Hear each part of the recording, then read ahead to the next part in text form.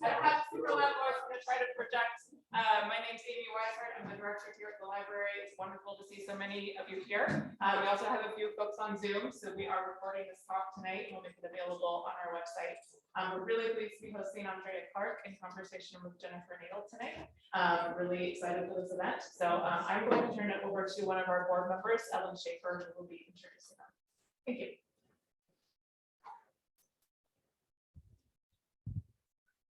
Good afternoon. I'm Ellen Shafer, and I'm a member of the board of directors. It's a happy perk of my job to introduce visiting author speakers. And a special pleasure to welcome Andrea Yaryura Clark this afternoon, who will read from her debut novel, On a Night of 1,000 Stars, as well as answer questions, followed by a conversation with Jennifer Nadel, author, activist, co-director of the UK-based think tank Compassion in Politics.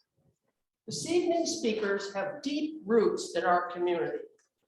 Andrea's husband, Simon, and several previous generations are longtime summer residents of Seal Harbor. Jennifer Nadel is part of the Dunham family that has also been summering in Seal Harbor for decades. On a Night of 1,000 Stars, which will be sold afterwards, has received critical acclaim from authors, including Jennifer Egan, who called it suspenseful and heartbreaking, and Roxana Robinson, who also has MDI connections, who gave it high praise. Andrea's childhood years in Buenos Aires and her return in the 1990s to reconnect with her roots inspired this book. She interviewed sons and daughters of the disappeared, desaparecidos. Sounds better in Spanish. The youngest victims of the Argentine military dictatorship in the 70s. Their stories were little known outside of Argentina. She's been praised for rendering the political and the human story, telling a painful narrative of lives lost, Argentinian history, and the family. Truly a gripping novel.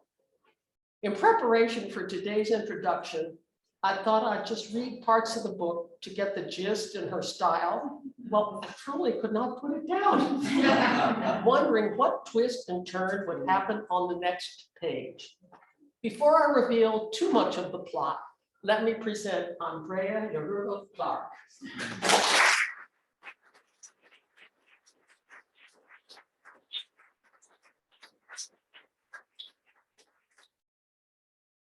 Thanks so much, Ellen.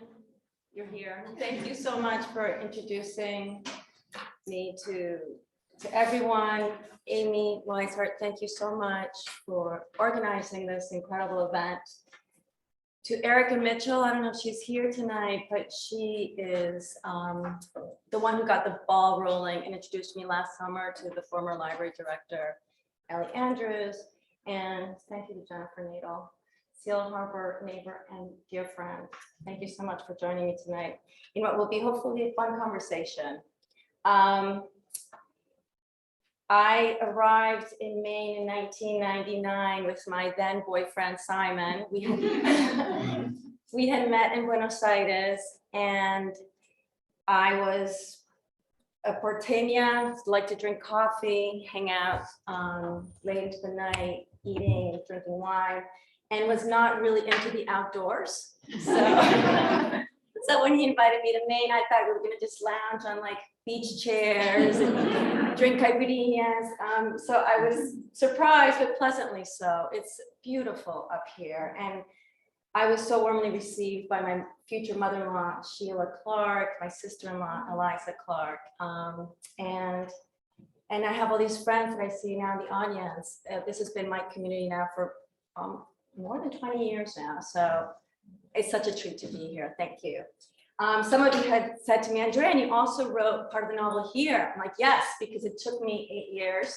So I did write part of it here, and I don't want there to be any spoilers tonight. I don't know how many of you have read the book, but it is a mystery. And so Jennifer and I will just keep it not to the specifics of the book. And so I'm going to read from 2 different chapters, because there's 2 threads in this novel. One that takes place in 1998, and it's the story of Paloma, who's a young woman growing up in New York with Argentine parents. And this that I'm going to read is from her point of view. And she is at her family's summer soiree in the Hamptons, and she's introduced to a woman who is somebody from Santiago, her father's past, when he was living in Buenos Aires. And so this is an unexpected guest, and her name is Grace Diaz. So this is going to be Paloma, her narration. After Dad shared a couple of stories from their law school days that had everyone laughing, Grace turned to me and said, "Your father hasn't aged at all. Like many men my age, my hair is getting thinner and my waist is growing thicker," Dad said with his typical self-deprecating charm. "You mean to say that you have a thin waist and thick hair?" Grace laughed, calling him out in his false modesty. She spoke to him in a familiar tone, and it delighted me to see the affection between him and an old friend. He was remarkably fit and slender in middle age. His dark brown hair, brushed back with a hint of gel, had only recently started showing silver near his temples, enhancing his distinguished looks. "Oh, he was the most handsome man in our class," Grace said to the group. My father raised his hand in protest. No, Santiago, don't try to say otherwise. You were quite a catch." As his daughter, I hadn't really been aware of my father's charisma until one night at my high school's winter festival, when I overheard a couple of senior girls in my class agreeing that if they were going to have an affair with an older man, they'd go for someone like Mr. Larrea. Then they giggled at some of the other dads with bulging bellies, weak chins, and receding hairlines. Grace continued. "The problem is, Santiago, you knew it, but I think our friend Maximo came in a close second. Wouldn't you agree, Lila? Aren't most 20-something-year-old men good looking? You know, when you're that young?" Mom suggested casually, but her tone was slightly pitched. Dad and I knew well enough that this only happened when she was nervous. Mom gripped her champagne glass while smiling politely at their unexpected visitors. "I see that life has been kind to you," Grace said to my father. "Oh, it's true, I've been blessed." Dad put a protective arm around Mom. "Not so for some others that we knew." "Oh, those were complicated times, Grace. Anyway, now's not the time for boring old stories." "Boring?" Grace turned to me. "Paloma, I wonder how much you know about Argentina during those years." I glanced at my parents. Talk of Argentina's military dictatorship in the 1970s had been taboo in our family for as long as I could remember. "Sadly, not much," I told Grace. "Well, I think you should be aware that thanks to your father, many people were spared." I said, "Not now, Grace." My father's sharp tone startled her into silence. He opened his mouth to say something else, but then closed it again. Grace looked at him with a pained expression before turning on her heel and walking off. "Oh, I didn't mean to upset her," Dad mumbled without quite looking at anyone. "She has a good memory, but that really was a long time ago." He turned to Eric. "I'm sorry if I was abrupt." "Not at all. I should be the one to apologize for her," Eric said. "Sometimes she likes to talk about the old days in Argentina, especially if she's had a drink or two. She's been an expat for years now, so I think she was excited to see an old friend from university. I'm sure you understand." "Of course, no need to apologize, please." As soon as Eric left, Mom turned to Dad. "She still has eyes for you, that's clear enough," my mother said. She was long accustomed, if not resigned, to the effects her husband had on women. I hadn't given much thought to my father's life as a bachelor, but Grace's remarks made me wonder. What had he been like as a young man? "Oh, Grace is stuck in the past," Dad said. "It happened to some people. They haven't been able to move on. I did, that's all." "But you said people's lives are spared because of you," I said. "What did she mean by that?" It was not often that I was on the receiving end of one of my father's withering looks, a look he'd bestow on a housekeeper when his shirt had not been pressed properly, or when the coffee was not prepared to his liking. But when he spoke next, his tone was gentle. "Ancient history, sweetheart," he said. So that's Paloma's story. So now we're going to meet Santiago Larrea and Grace Diaz, 20 years early in 1973. And to set it up, so they're university students, they're both law students, and this takes place on the day that General Perón returns from many years of exile in Madrid. He was ousted in a military coup, and he is returning, and there's going to be a big reception. A lot of people are going to see his arrival. Santiago doesn't want to go. Grace drags him to the airport, outside the airport of Buenos Aires. So here I'll start. The procession of 2 million people took on a festive tone. Students, couples, and entire families with their children were walking hand in hand, singing the Peronist anthem and taking photos of each other waving the peace sign. While living abroad, Juan Perón had taken on mythical proportions, even as his Justicalist party had split into right and left-wing factions. Many believed his return would bring back the good union jobs, affordable food, and other benefits that Perón was credited with bestowing on them during his 2 terms in office. Others, including students who had come of age during his absence, thought it would bring about a social revolution. Santiago, however, wasn't one of those students, and he suspected that neither was Grace, but she was a curious, enthusiastic type, and she enjoyed being part of something bigger than herself. They came into view of a large podium outside the International Airport Hotel, where Perón would address the gathered supporters. Behind the platform hung enormous smiling posters of Perón and his iconic second wife, Eva Duarte. Evita was a country girl, an aspiring actress, whose biggest role would be marrying the great Caudillo and becoming the first lady of the Argentinians. A champion of workers and women's rights, Evita died from breast cancer at the age of 33. The descamisados, or shirtless ones, the poor workers who were part of the backbone of Perón's political support, worshipped her as a saint, Santa Evita. Perón's chartered plane from Madrid had yet to land, but the crowd was already pressing forward to be as close as possible to the stage. Santiago and Grace stayed back. It was pointless to try to advance further. As the morning wore on, Santiago's impatience changed to irritation. Grace was talking to a woman carrying her baby in a sling. He was about to tell Grace he was leaving when his restless gaze drifted over the sea of humans undulating across the flat green fields on both sides of the highway. Suddenly, a few popping sounds drew his eyes back to the stage. Near the front, individuals were crumpling to the ground. Only then did he realize that the popping sounds were gunfire. Snipers had infiltrated the masses, and the shots seemed to be coming from all directions. He spotted men with rifles in the treetops. From the stage, men were shooting randomly into the crowd. Santiago found himself jostled from all sides. The odors from strangers' bodies assaulted his nostrils. He felt a crush and then a stranger's breath in his face as he stumbled to the ground. Grace had fallen too. Santiago, who knew from shooting at his family's ranch how much harder it was to target a moving animal, yelled at Grace to run. They pushed and shoved to get away from the stage until the crowd thinned out and they were at a safe distance. Pausing to catch his breath, Santiago looked back at the scene they had just fled. Around the stage and beyond, piles of bodies remained flattened on the ground. "What the hell is happening?" Santiago shouted. It took barking orders from police megaphones to get Santiago and Grace, unable to tear their eyes away from the mayhem, to start running again and not stop until they reached his car. Their faces were streaked with dirt. Her pants had ripped at one knee. His sweater was soiled. Only when Santiago struggled to turn the key in the ignition did he notice how much his hands were trembling.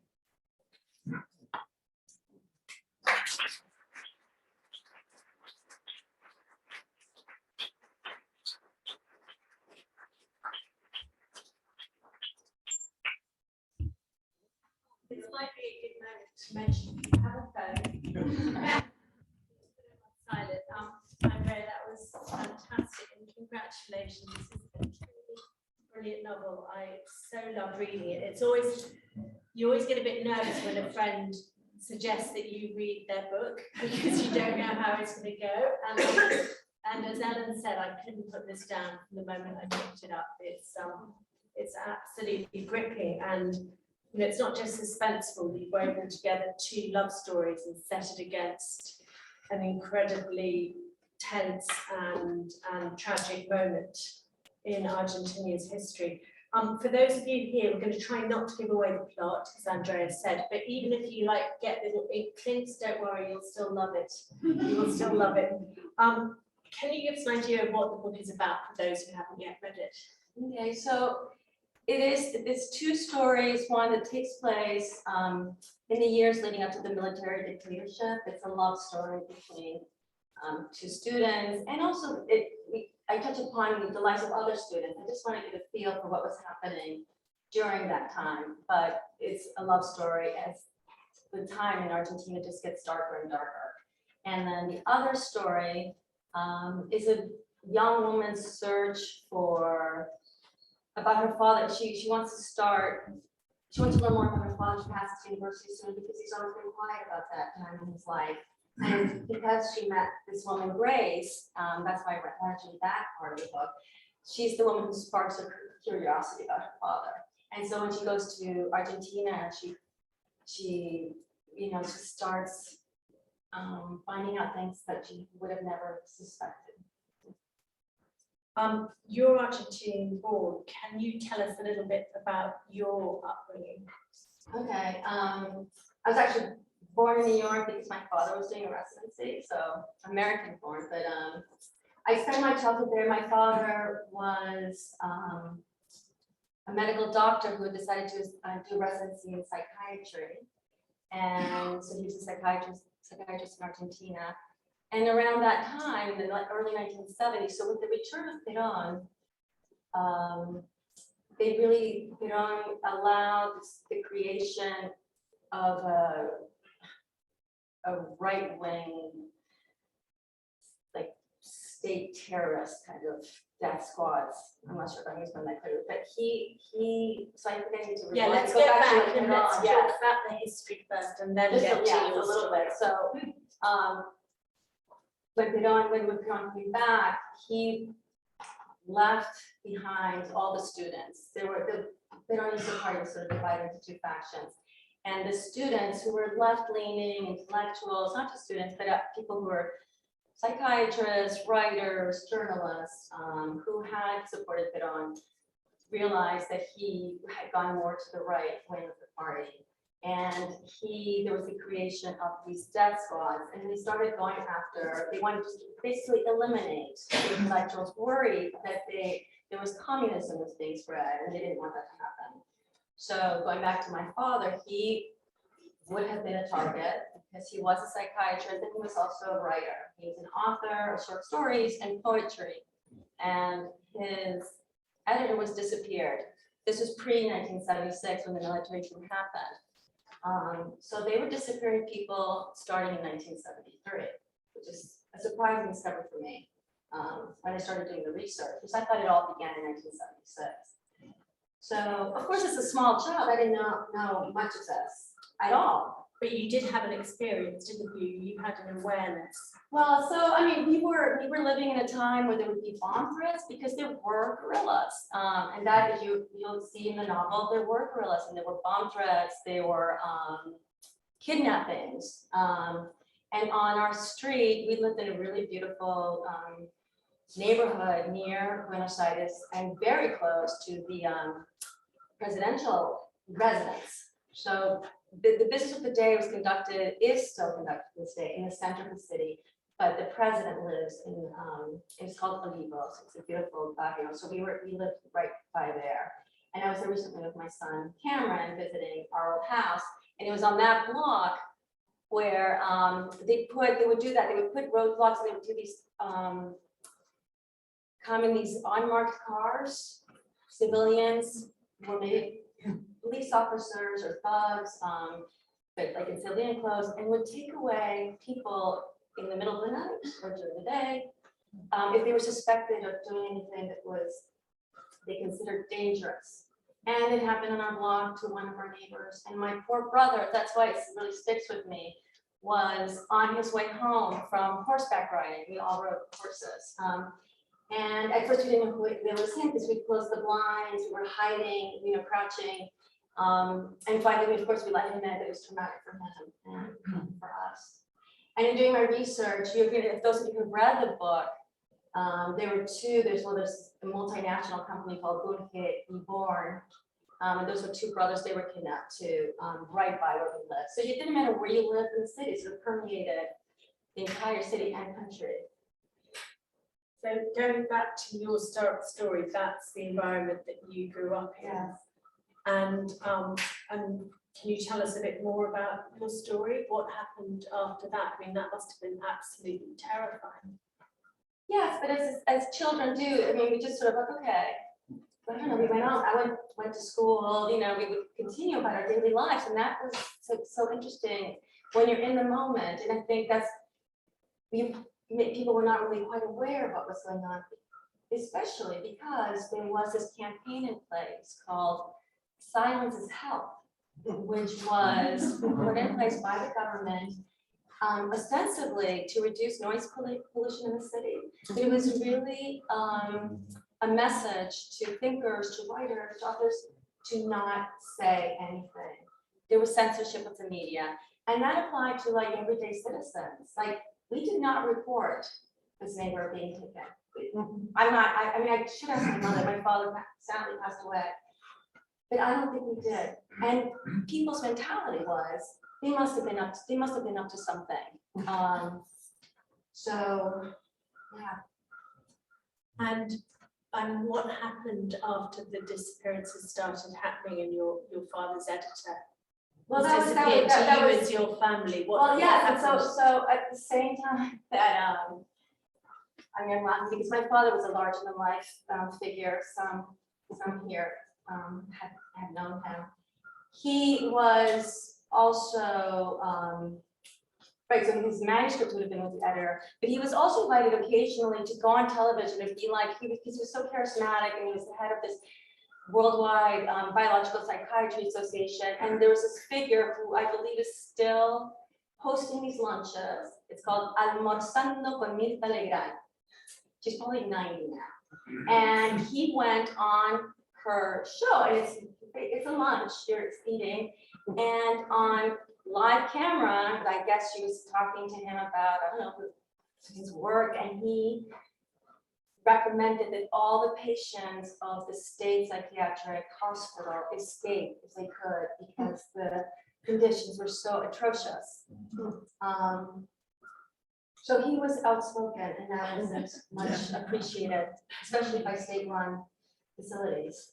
So you couldn't stay there. Well, I mean, it was just as well. We were like, my father didn't say, oh, we're leaving, but 500,000 people left.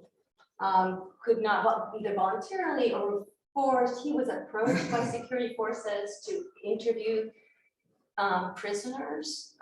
We later found that, and he of course turned down that offer. We later found out from these torture centers, there were these clandestine concentration camps. They did have doctors in the torture room and helping me with interrogation. Yeah. And you described that to great effect in the novel. And we'll get to the novel in a second, but I just want you to, you know, when this was happening, it became time for you to leave. And where did you and your siblings end up? Oh, so we ended up in Canada in the prairies. I know, so it's like 90 days, but my mother is Canadian. And yeah, so that was very interesting.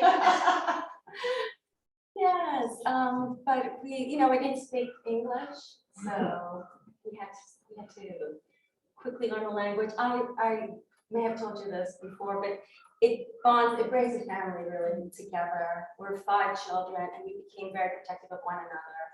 And so at the same time, I don't know, I'm just grateful for that experience, and I love Canada. But I know we were not alone. There were many Chileans who had exiled to Canada. Canada had a really wonderful open door immigration policy for political refugees. And Chile had a coup in 1973, so 3 years before Argentina. And it was really violent, and the dictatorship went on for many more years. My mother, we really were in a small city. I think she might be watching on, people have zoomed in, so she might be listening, but she was really the only person, maybe one of the only people who spoke English and Spanish.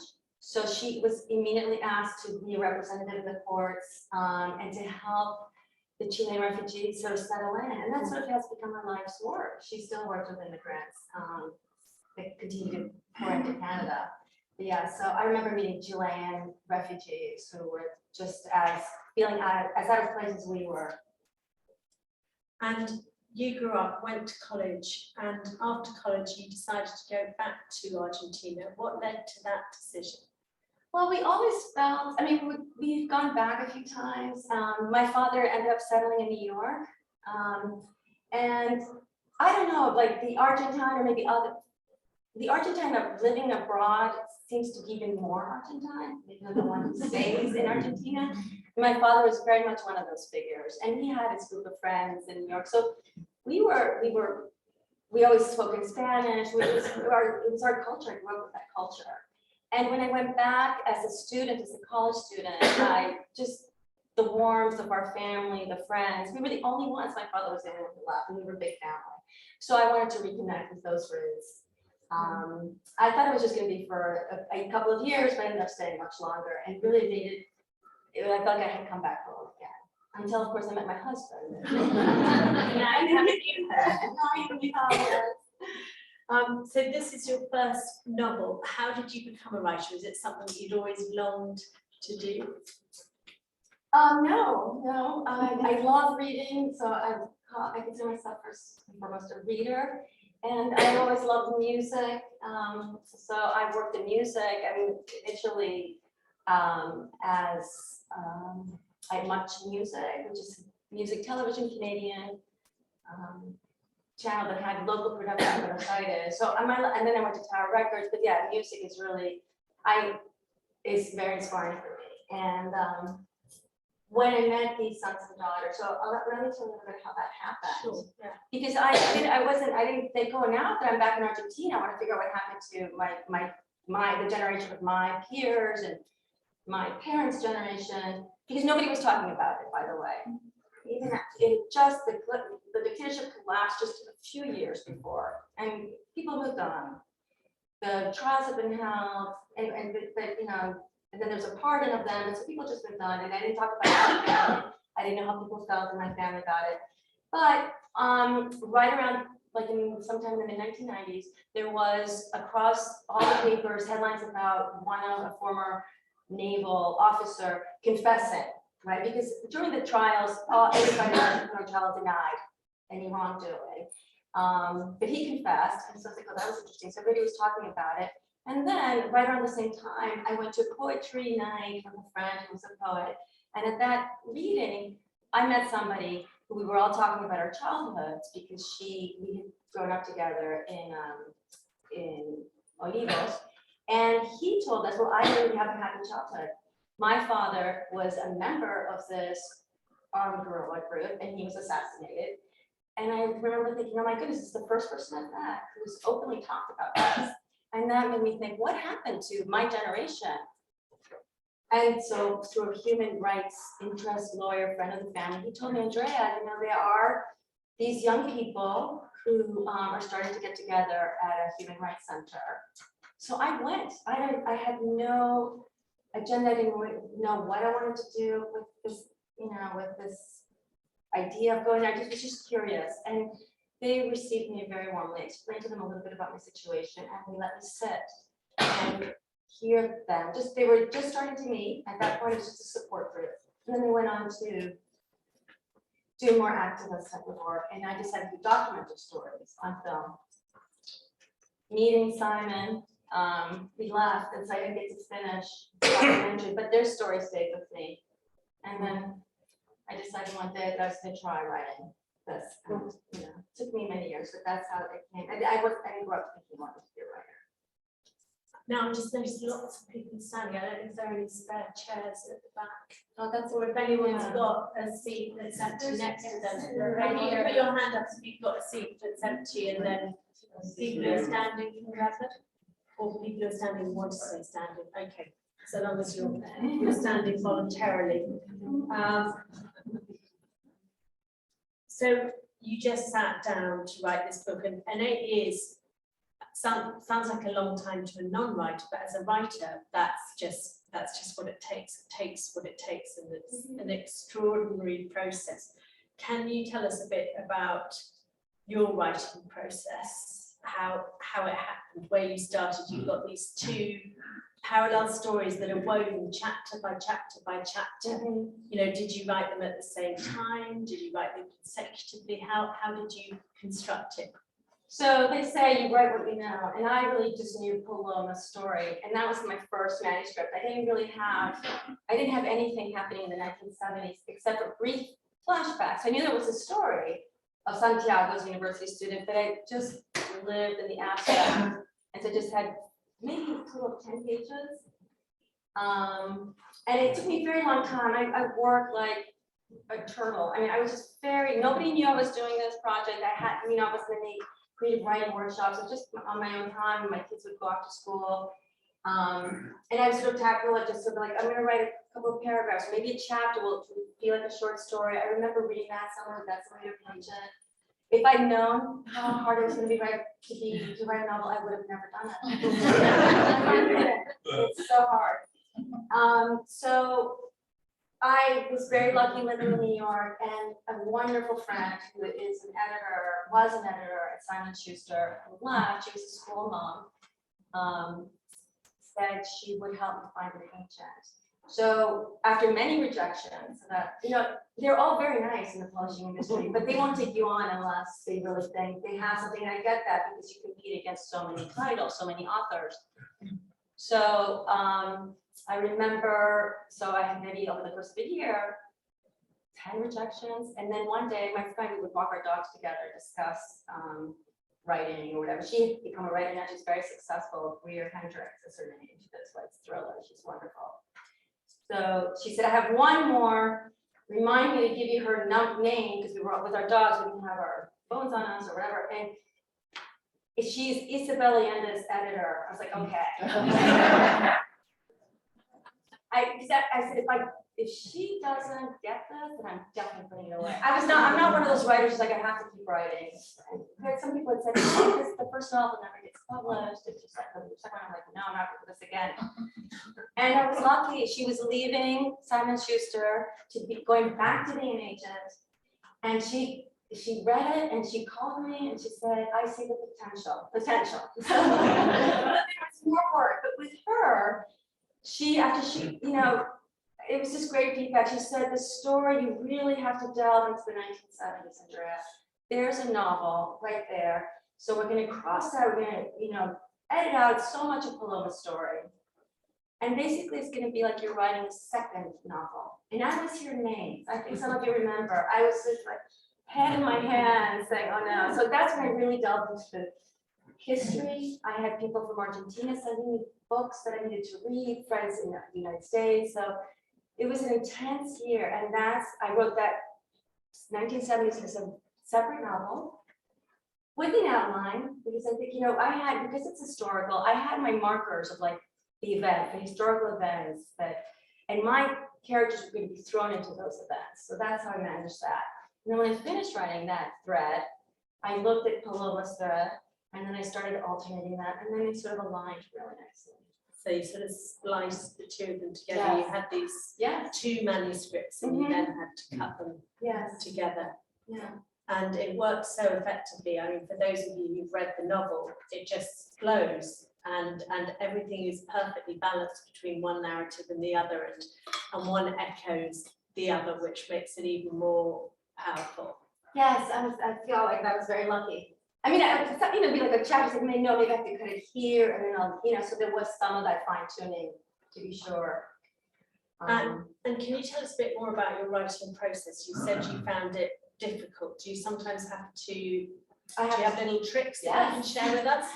I don't know if there are other writers out here or artists, people who want to do something, but at the same time they're nervous or they're worried that they're not going to come up with anything, like having the blank page. So one thing I'd like to do is have my mate, which is this tea, mate tea, and read before I sit down.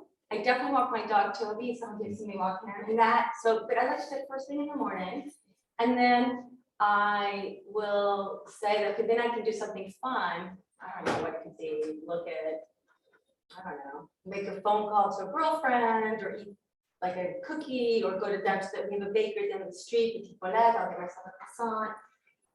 But I have to work to do that. And so I give myself like a half an hour, that's all I have to do, just to check an essay that I had read, that I need to make some notes on, or I'm just gonna edit what I've written the day before. And next thing I know, I'm writing. Sometimes I'm just sitting there, but I make sure I get myself to the desk.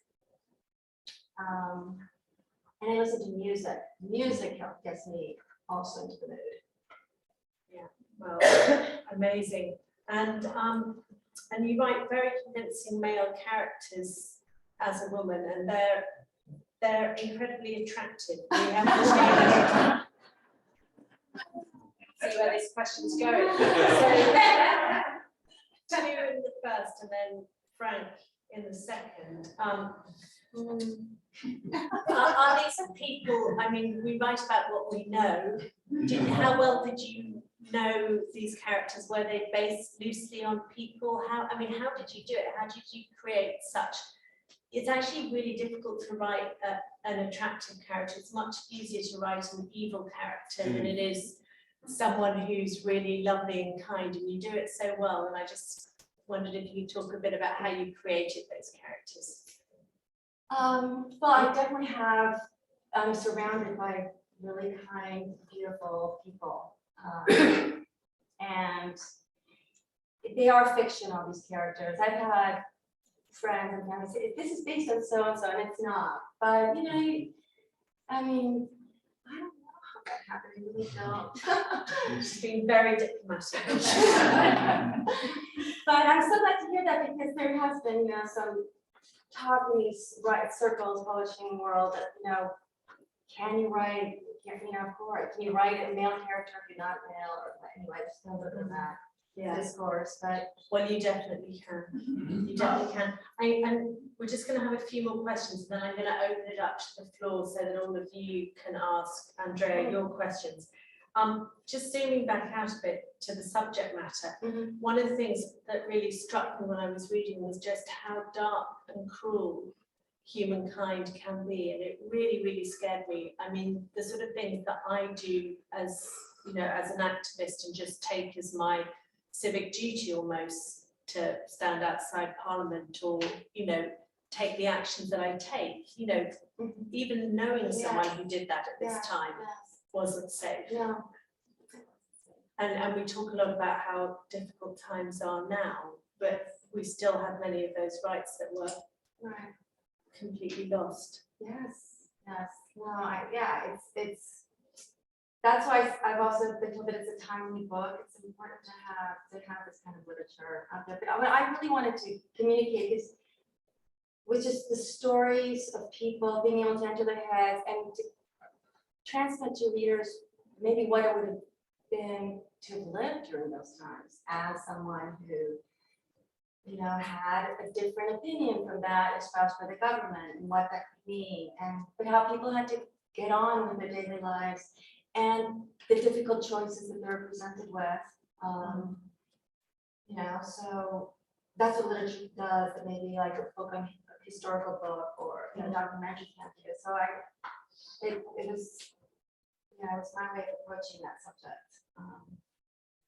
And how did you find it dealing with such heavy, you know, horrible material that was really shocking? And well, I'll be honest. So they're the hardest scenes, and I know, but the ones were like violent scenes I really did not write.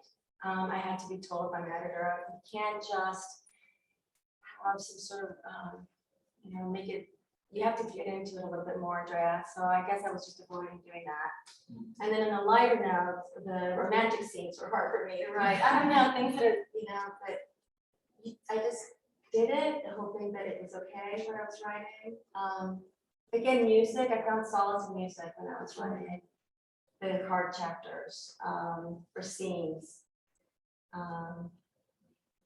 So the music helped. And you've been very candid about what a difficult process writing is. So what are you going to do next? Well, I have this wonderful agent who thinks I should write another novel, and it was very encouraging. As soon as we sold the novel, it was sold during the pandemic. I found out here in Maine, which is also so fun to be here in Maine to get the wonderful news. And she said, so let's think about your next book. So in my research, just reading, I came across something else that is of interest to me. And so I'm in the very early stages, but I'm doing it. There's going to be Yeah. a second novel, which is fantastic. We'll see what we do.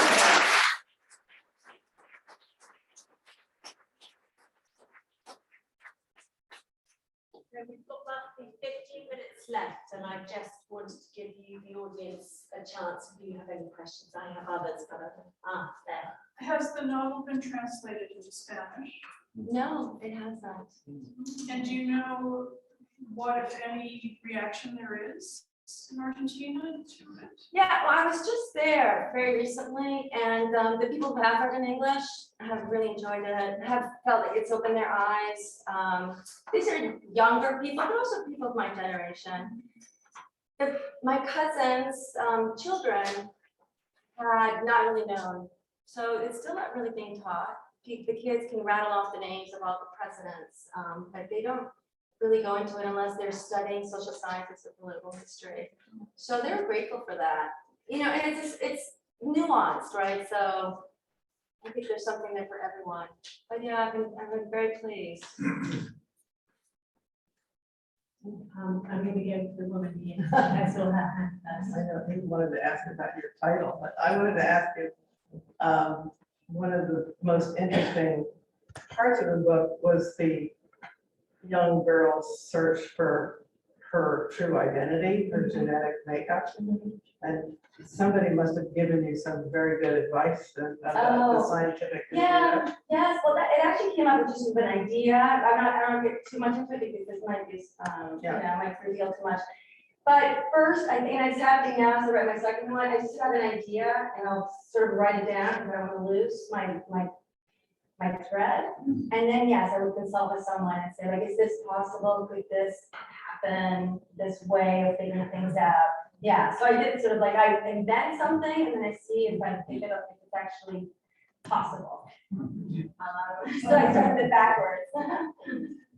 And where did the title come from? Oh, well, first of all, I want to get, I mean, you know, this is such a beautiful cover and I have zero responsibility for it, but it's the title and the cover, we sort of discussed this at like a group meeting with my publisher agent. And so it was sort of, we had two titles for this one, let's see, one was called Southern Cross. And my friend Andrea, who I mentioned earlier, at one point she said, Andrea, I think Southern Cross is like Southern, takes place in the South of the United States, it might involve the Ku Klux Klan. Okay, so you're right. And then the second working title was The Ambassador's Daughter. And I think it's my husband who did a research and said, wait, did I see the ambassador or maybe my sister? And so we had to toss that one out. This one, if people have seen Evita, the musical, that's I think a part of it. But anyway, in the book, there's a reference to this. And the skies are wonderful in South Argentina. You get to see lots of stars and constellations. So that's where the title comes from. And the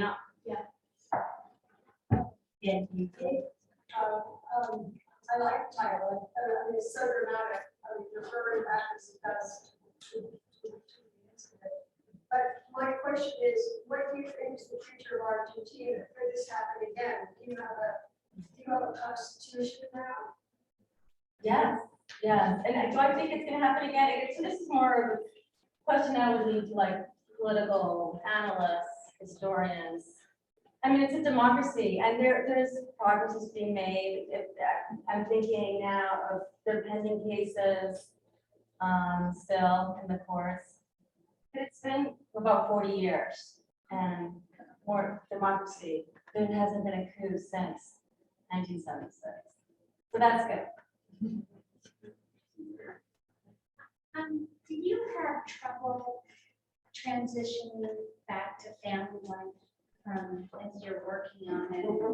You're so immersed in the story, and do you have other people sort of like writers group that you met with weekly? And that sort of thing? Yeah, so the first one is, could I stick to the facts, and then also mix in the facts, like my own family? No, I mean, you're working hard in your book during the day, you have to transition. Oh, to being a family wife life. And Yes, mother. yes. Well, was that hard? Well, okay, so one of the things, because I think I mentioned earlier that I like to work in the morning, because then the rest of the day, I'll go about doing my daily tasks, whatever, the cooking, laundry, walking the dog.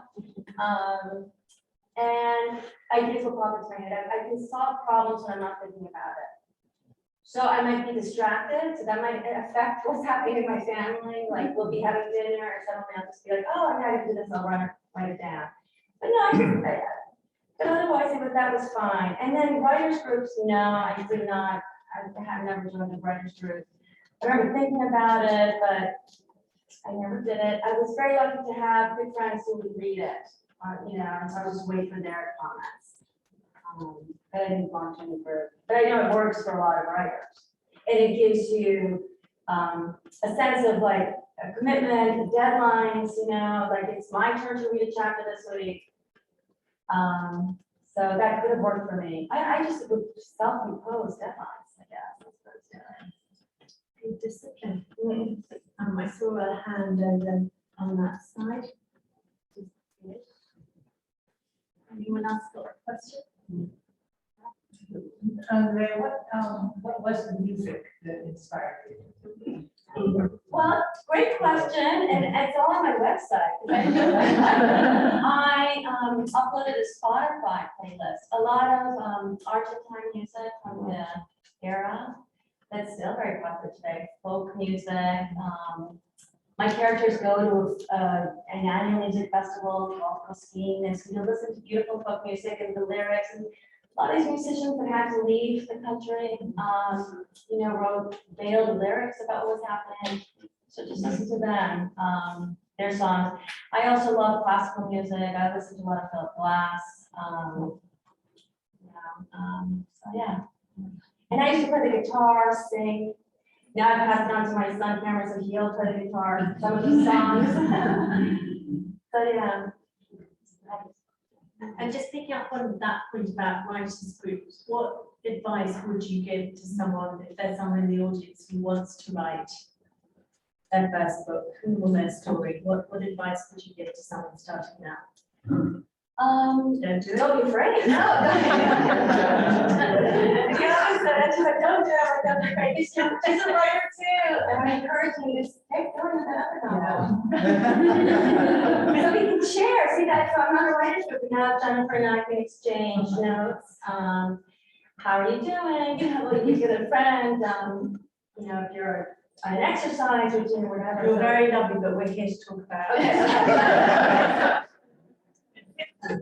But sure, whatever works. Another great friend, Janice Lee, who's a wonderful writer, she said she got her MFA, and she said what that provided for her was a support group. So can you teach someone how to write? I don't know. Nobody taught me how to write creatively. But I think you're reading and writing, maybe get that from an MFA and you have a support group. So of course, yeah, join a group, do it. And we're nearing, Amy. There's a question on Zoom. Okay, great. So Mira is watching from Denmark. She can't wait to read your book. Did any of the children of the disappeared you met through your research process read the book or excerpts during the writing of it?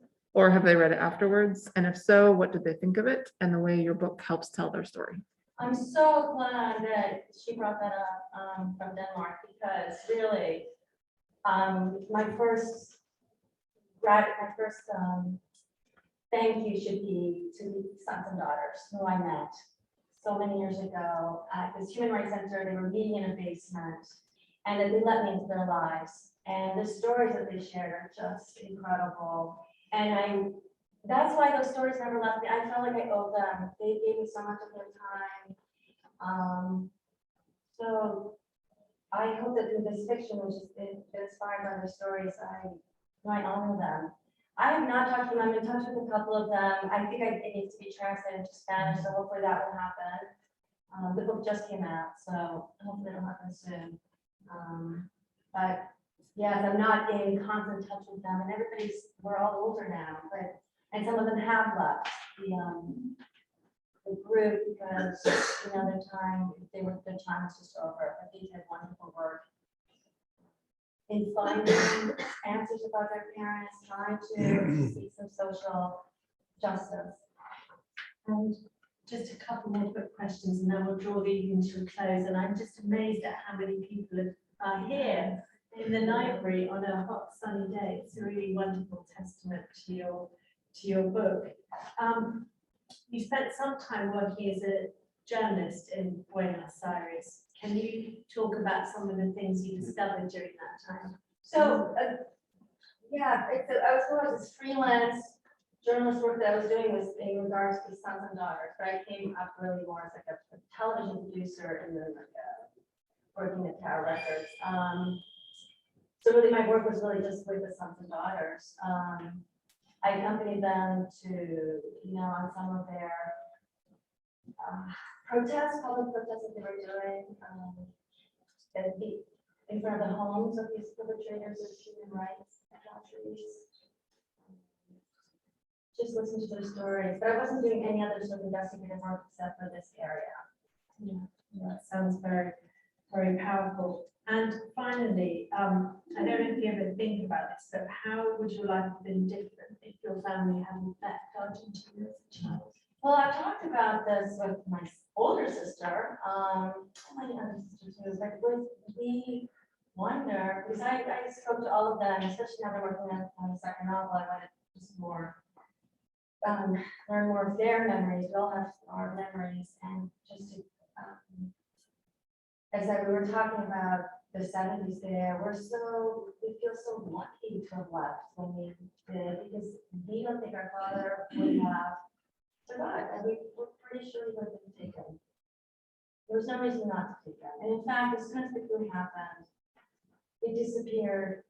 So many psychotherapists, so many psychiatrists. And those were able to get away, going to Paris, Mexico.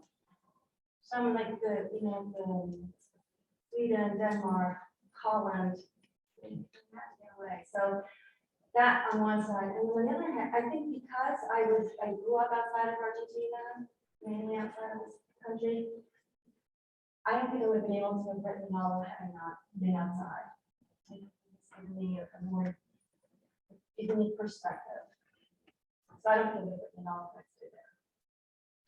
Well, I'm very glad that you and your family did manage to leave and that you went back. So thank you so much for talking about this. There are copies at the back of the room for anyone who hasn't yet done a copy, and I think you might be signing. Yes, and if you brought your copy, you want me to sign it, I'd be happy to do that. Thank you so much. So thank you.